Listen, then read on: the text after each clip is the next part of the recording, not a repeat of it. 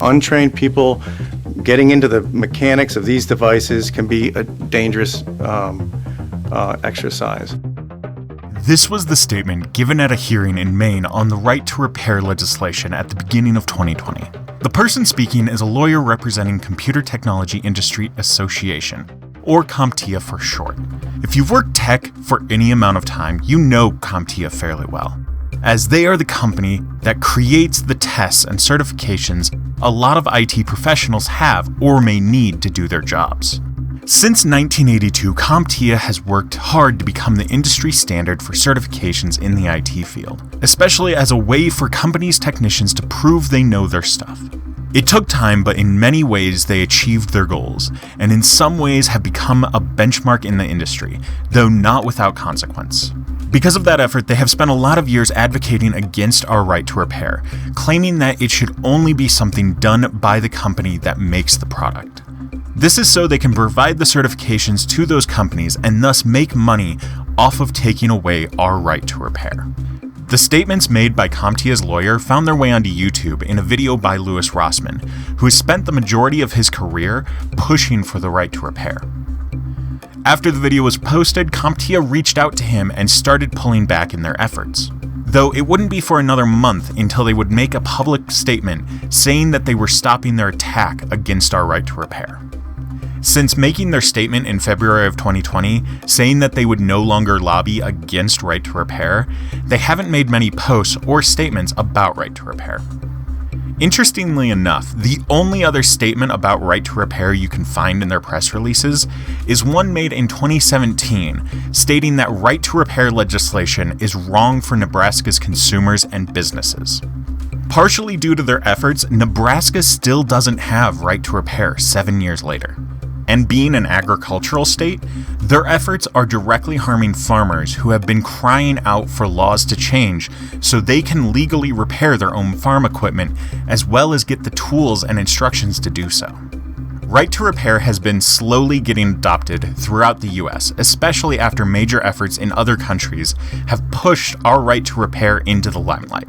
But because of the efforts of lobbyists like those from CompTIA, that work has been slow and tough. The money that CompTIA used to push against right to repair was mostly gained from them giving certifications to the very people and business models they were lobbying against. People who benefit from the fact that right to repair is a thing. It seems like the philosophy they were going with for years was to fight against right to repair so that if it got locked down, people would be forced to go to the companies that made the products or repair shops that were approved by those companies. And CompTIA would certify the technicians both in those companies and at the third-party repair sites.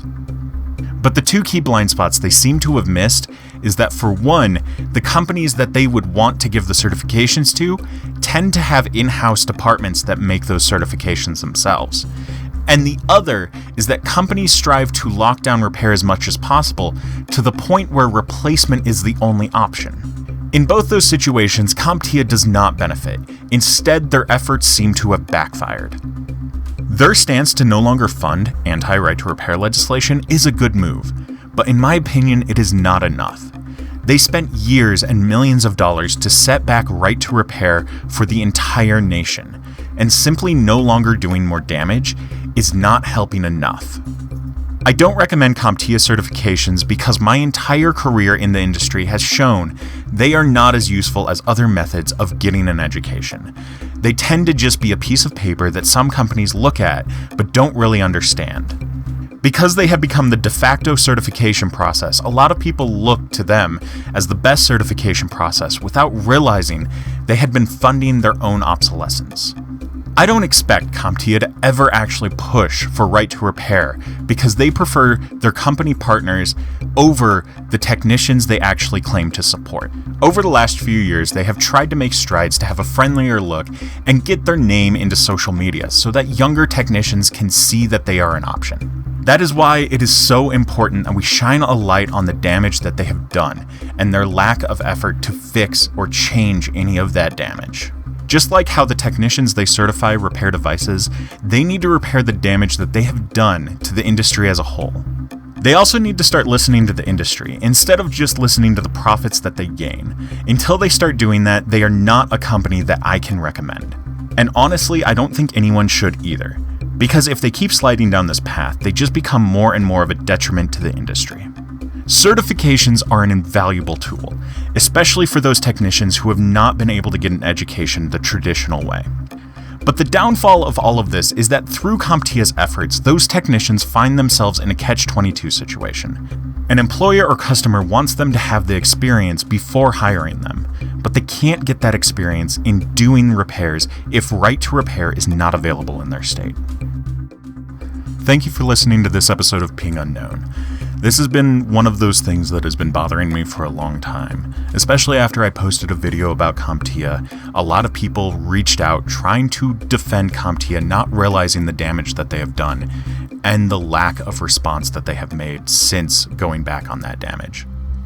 If you want to learn more information or see any of the sources, all of them will be posted both on my site, thebeardeditguy.me, and also on my Ko-fi page, which if you want to support me, feel free to do it over on Ko-fi. And you can also listen to these early if you help me out on Ko-fi. Once again, thank you to everyone who supports me and everyone who listens. You guys are the reason that I do this, and I will keep doing this for as long as you guys listen. If you know of any other topics that you want me to cover, feel free to ask. I have a long list of ones that I want to cover, and I also want to cover the ones that you guys want to hear about.